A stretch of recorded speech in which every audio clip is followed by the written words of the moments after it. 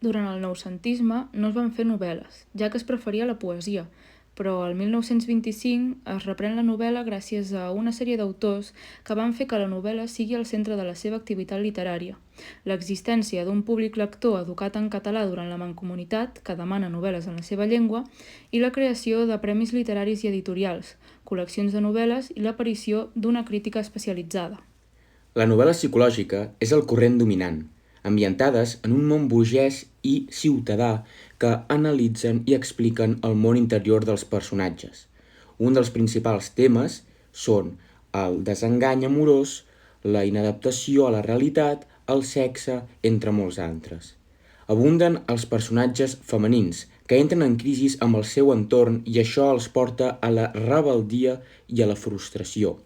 Incorpora tècniques i temàtiques de la novel·la europea com el temps interior, amb avanços i retrocessos en l'espai i el temps, el monòleg interior, on flueix la consciència dels personatges, i el freudisme, teories de Freud.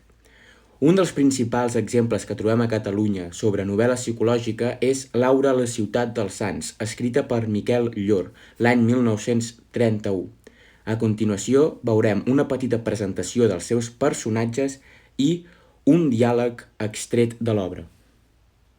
Tomàs és un home, fill i hereu de la família Muntanyola, la qual habita a Comarquinal, una ciutat de comarca. És el marit de Laura, amb qui tindrà una filla, la qual perdran en un futur. Tomàs és un home de bona reputació a la seva ciutat, on s'hi troba molt integrat i les opinions dels demés són una de les coses que més li importen. En un principi, és un home que es mostra com una persona tranquil·la i passiva. Però mentre que a Comarquinal la gent es posa en contra de Laura, la seva dona, ell, per por del què diran, la va deixant de banda. Laura és una jove que viu a Barcelona i és orfa de pares. Aquesta s'enamorarà d'en Tomàs, l'hereu de la família Muntanyola. Els dos es casaran i aniran a viure a Comarquinal. Laura, tot i la seva vida prometedora, s'enfrontarà a una dura realitat només arribar a Comarquinal. La família Muntanyola i pràcticament tots els habitants la rebutjaran pels seus orígens.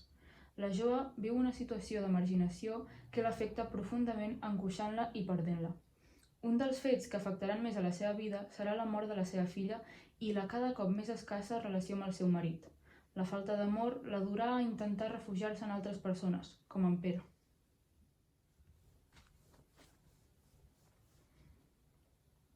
Tomàs meu, tinc una por. De què? De perdre't, que no em fugis dels dits com aquesta boira. No sé per què em sento tan estranya. En 2 dies que sóc aquí et veig d'una altra manera. No tan a prop meu com en aquest gran mes que hem anat pel món. Voldria que fossis un pobre com jo i haguessis de guanyar-te la vida per a tots dos. Des d'ahir només sento parlar de diner i em fa por de saber que en tens tants i m'avergonyeixo de ser una pobra. Ja han començat a retreure tu? Així, vols dir que m'ho retrauran? No pas davant teu ni meu. Encara que val més que et tinguin enveja que pietat. Com més em raonaran, més vestits i més flocs et compraré. No, prefereixo que em facis costat, per respecte a la teva casa i per mi. Vull que els enlluernis, així sabran que he triat a la dona a gust meu.